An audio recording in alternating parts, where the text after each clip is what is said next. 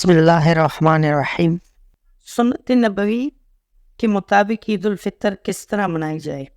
حضرت انس رضی اللہ تعالیٰ عنہ فرماتے ہیں کہ نبی صلی اللہ علیہ وسلم جب مدینہ تشریف لائے تو اس زمانے میں اہل مدینہ نے 2 دن مقرر کر رکھے تھے جن میں وہ خوشیاں مناتے اور کھیل تماشے کرتے تھے۔ آپ نے لوگوں سے پوچھا، یہ 2 دن کیسے ہیں؟ صحابہ کرام رضی اللہ تعالیٰ عنہ نے عرض کیا، ان ایام میں ہم لوگ بہت جاہلیت کے اندر خوشیاں مناتے اور کھیلتے تھے۔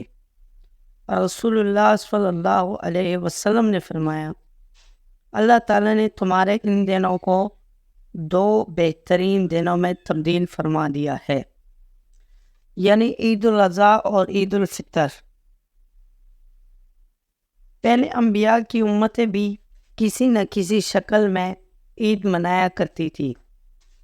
آدم علیہ السلام کی امت اس دن عید مناتی تھی جس دن حضرت آدم علیہ السلام کی توبہ قبول ہوئی۔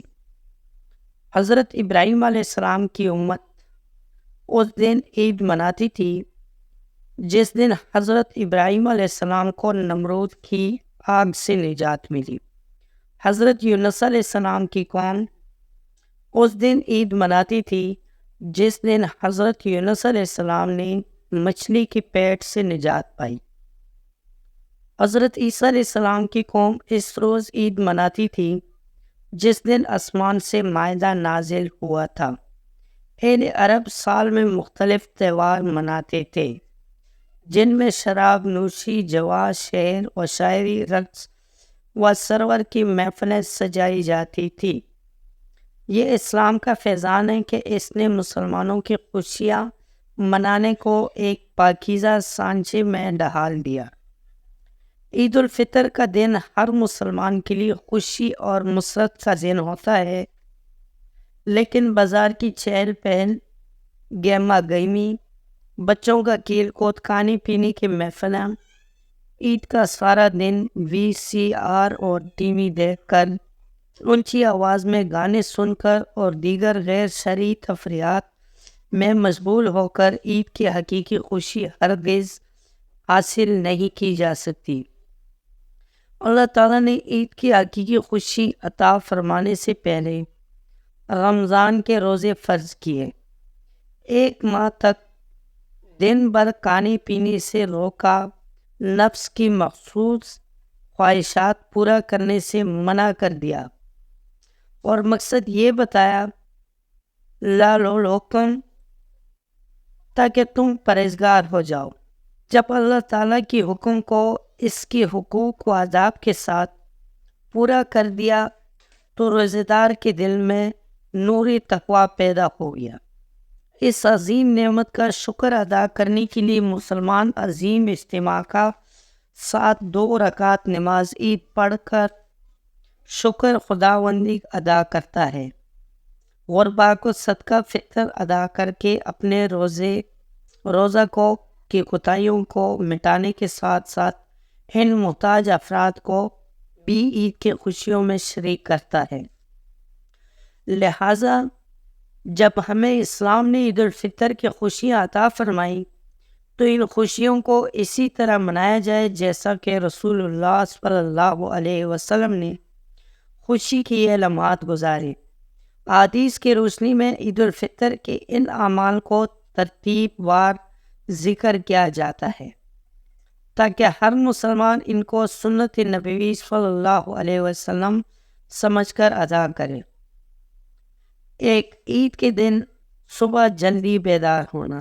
2. مسواک کرنا۔ 3. غسل کرنا۔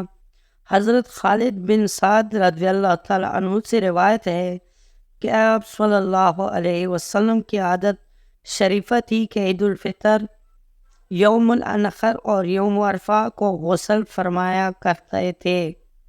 4. عمدہ کپڑے پہننا جو پاس موجود ہو۔ رسول اللہ صلی اللہ علیہ وسلم عید کے دن خوبصورت اور عمدہ لباس زیب تن فرماتے۔ آپ صلی اللہ علیہ وسلم کبھی سبز اور سرخ داری دار چادر اوڑھتے۔ یہ چادر یمن کی ہوتی جسے برد یمانی کہا جاتا ہے۔ 5. عید کے دن زیب و زینت اور شریعت کے موافق آرائش کرنا مستحب ہے۔ حضرت مولانا اشرف علی صاحب تانوی رحمۃ اللہ علیہ فرماتے ہیں، لوگ کپڑوں کا بہت اہتمام کرتے ہیں، حتیٰ کہ بعض قرض لے کر نئے کپڑے بنواتے ہیں، بعض مستعار ادار مانگ کر پہنتے ہیں۔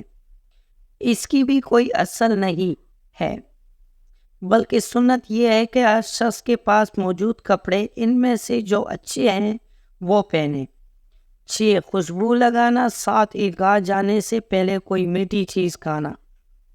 رسول اللہ صلی اللہ علیہ وسلم کی عادت کریمہ تھی کہ عید الفطر کے دن عیدگاہ جانے سے پہلے چند کھجوریں تناول فرماتے تھے۔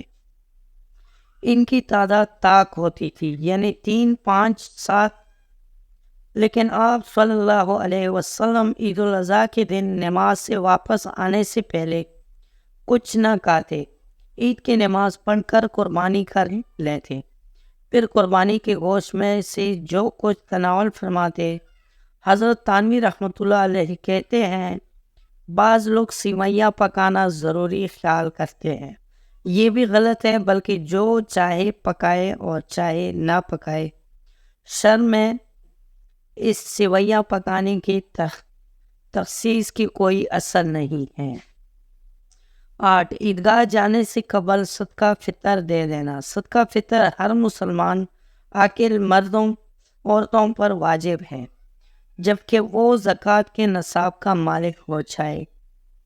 اس مال پر سال نہ گزرا ہو، اپنی طرف سے اپنے نابالغ بچوں کی طرف سے جو زیر کفالت ہو، نصف سا یعنی 2.25 کلو گندم یا اس کی قیمت ادا کرنا۔ 9. عیدگاہ جلدی جانا۔ 10. عیدگاہ میں نماز عید ادا کرنا رسول اللہ صلی اللہ علیہ وسلم کی عادت مبارک تھی کہ نماز عیدگاہ میدان میں ادا فرماتے تھے۔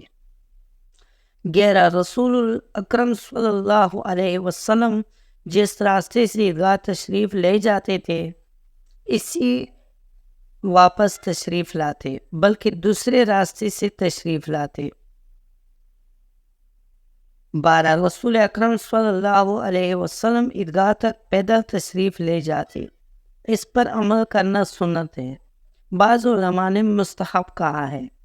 13. رسول اکرم صلی اللہ علیہ وسلم نماز عید الفطر میں تاخیر فرماتے اور نماز عید الاضحیٰ کو جلد ادا فرماتے۔ 14. عید الفطر میں راستہ میں چلتے وقت آہستہ تکبیر کہنا مسنون ہے۔ عید الاضحیٰ میں بآواز بلند کہنا چاہے۔ تکبیر کی کلمات یہ ہے: اللہ اکبر، لا الہ الا اللہ، واللہ اکبر، اللہ اکبر، واللہ الحمد۔ حضرت تانوی رحمۃ اللہ علیہ لکھتے ہیں، یہ بات عام ہے کہ نماز عید کے بعد آپس میں مصافحہ اور مہانکا کرتے ہیں اور اس کو ضروری خیال کرتے ہیں۔ یہ بالکل بدعت ہے۔ ہاں، جو لوگ باہر سے آتے ہیں اگر ان سے بوجہ ملاقات اور دنوں کی طرح اس روز بھی مہانکا یا مصافحہ کیا جائے کوئی عرض نہیں۔ عید کے روز ایک دوسرے کو کلمات تہنیت مبارکباد کے کلمات دینا یا اس کے ہم مضمون لفظ سے جیسا عید مبارک کہنا وغیرہ جائز اور فی الجملہ مستحب ہے، بشرط یہ کہ بطور رسم کے پابندی کے ساتھ نہ ہوں۔ دوستوں، آج کی ویڈیو آپ کو کیسی لگی؟ امید ہے کہ ویڈیو پسند آئی ہوگی۔ اگر ویڈیو پسند آئی ہے تو ویڈیو کو لائک کر لیں، کمنٹ میں اپنے رائے کا اظہار ضرور کر لینا۔ ملتے ہیں اگلی ویڈیو اور چینل کو سبسکرائب کرنا مت بھولیں۔ ملتے ہیں اگلی ویڈیو میں، تب تک کے لیے اللہ حافظ۔